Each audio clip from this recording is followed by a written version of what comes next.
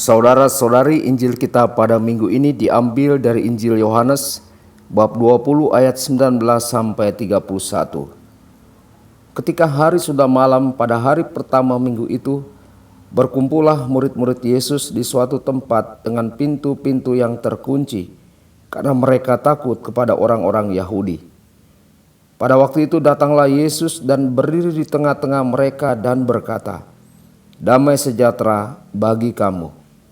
Dan sesudah berkata demikian, ia menunjukkan tangannya dan lambungnya kepada mereka.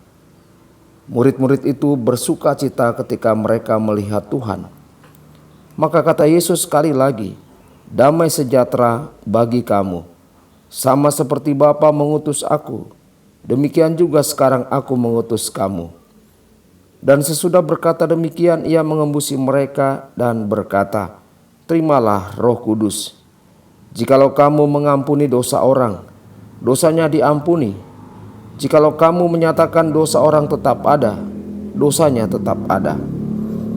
Tetapi Thomas, seorang dari ke-12 murid itu yang disebut Didimus, tidak ada bersama-sama mereka ketika Yesus datang ke situ. Maka kata murid-murid yang lain itu kepadanya, "Kami telah melihat Tuhan." Tetapi Thomas berkata kepada mereka, "Sebelum aku melihat bekas paku pada tangannya, dan sebelum aku mencucukkan jariku ke dalam bekas paku itu, dan mencucukkan tanganku ke dalam lambungnya, sekali-kali aku tidak akan percaya." 8 hari kemudian murid-murid Yesus berada kembali dalam rumah itu, dan Thomas bersama-sama dengan mereka. Sementara pintu-pintu terkunci, Yesus datang dan ia berdiri di tengah-tengah mereka dan berkata, "Damai sejahtera bagi kamu." Kemudian ia berkata kepada Thomas, "Taruhlah jarimu di sini dan lihatlah tanganku. Ulurkanlah tanganmu dan cucukkan ke dalam lambungku, dan jangan engkau tidak percaya lagi, melainkan percayalah." Thomas menjawab dia, "Ya Tuhanku dan Allahku." Kata Yesus kepadanya, "Karena engkau telah melihat aku, maka engkau percaya. Berbahagialah mereka yang tidak melihat namun percaya." Memang masih banyak tanda lain yang dibuat Yesus di depan mata murid-muridnya yang tidak tercatat dalam kitab ini. Tetapi semua yang tercantum di sini telah dicatat supaya kamu percaya bahwa Yesuslah Mesias, Anak Allah, dan supaya kamu oleh imanmu memperoleh hidup dalam namanya. Demikianlah sabda Tuhan. Terpujilah Kristus.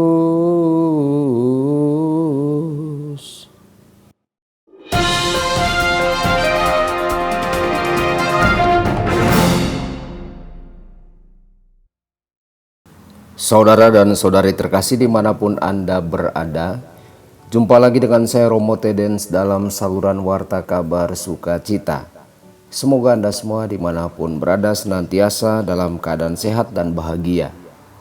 Saudara-saudari, Yesus yang telah bangkit menyambut murid-muridnya yang bersembunyi karena takut pada orang Yahudi dengan berbagai macam karunia rohani. Pertama, Yesus memberikan kedamaiannya sebanyak 2 kali. Damai sejahtera Allah melampaui segala akal manusia. Dan betapa lega dan gembiranya perasaan para murid sebagai penerima damai surgawi ini di tengah ketakutan mereka. Selanjutnya Yesus menugaskan mereka, "Sama seperti Bapa mengutus aku, demikianlah aku mengutus kamu." Para murid akan menjadi utusan Yesus dan akan diberikan semua rahmat yang mereka perlukan untuk penyelesaian tugas perutusan mereka.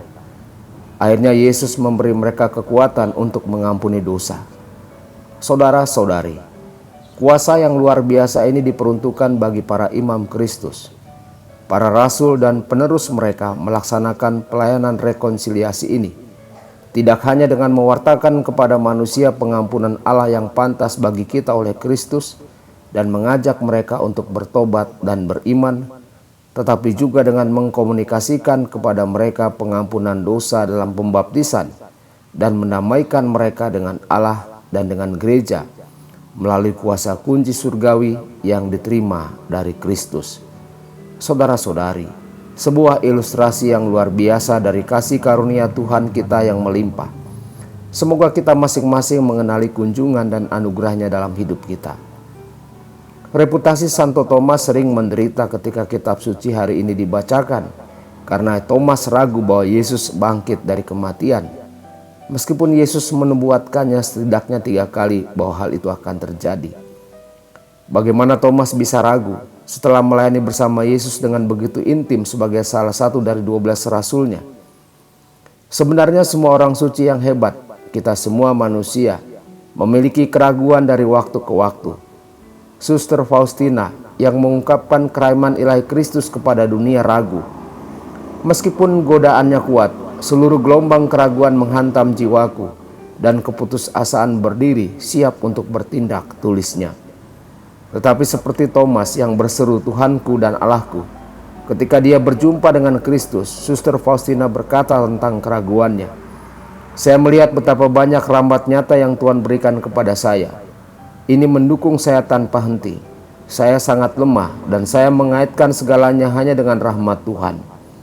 Saudara-saudari, iman kepada Yesus adalah obat untuk semua keraguan.